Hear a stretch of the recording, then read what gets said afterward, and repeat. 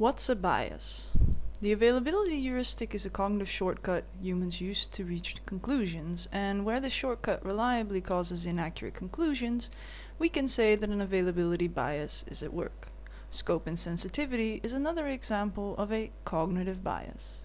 Cognitive biases are those obstacles to truth which are produced not by the cost of information, nor by limited computing power, but by the shape of our own mental machinery. For example, our mental processes might be evolutionarily adapted to specifically believe some things that aren't true, so that we could win political arguments in a tribal context. Or the mental machinery might be adapted not to particularly care whether something is true, such as when we feel the urge to believe what others believe to get along socially. Or the bias may be a side effect of a useful reasoning heuristic. The availability heuristic is not itself a bias, but it gives rise to them. The machinery uses an algorithm, give things more evidential weight if they come to mind more readily, that does some good cognitive work but also produces systematic errors. Our brains are doing something wrong, and after a lot of experimentation and/or heavy thinking, someone identifies the problem verbally and concretely. Then we call it a cognitive bias.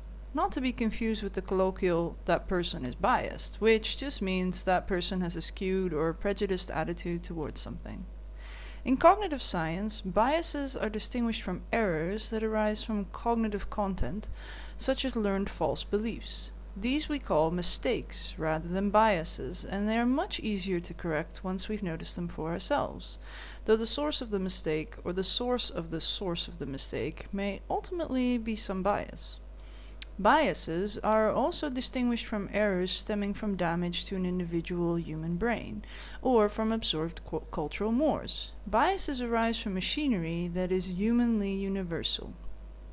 Plato wasn't biased because he was ignorant of general relativity. He had no way to gather that information. His ignorance did not arise from the shape of his mental machinery. But if Plato believed that philosophers would make better kings because he himself was a philosopher, and this belief in turn arose because of a universal adaptive political instinct for self-promotion, and not because Plato's daddy told him that everyone has a moral duty to promote their own profession to governorship, or because Plato sniffed too much glue as a kid, then that was a bias, whether Plato was ever warned of it or not. While I'm not averse, as you can see, to discussing definitions, I don't want to suggest that the project of better wielding our own minds rests on a particular choice of terminology. If the term cognitive bias turns out to be unhelpful, we should just drop it.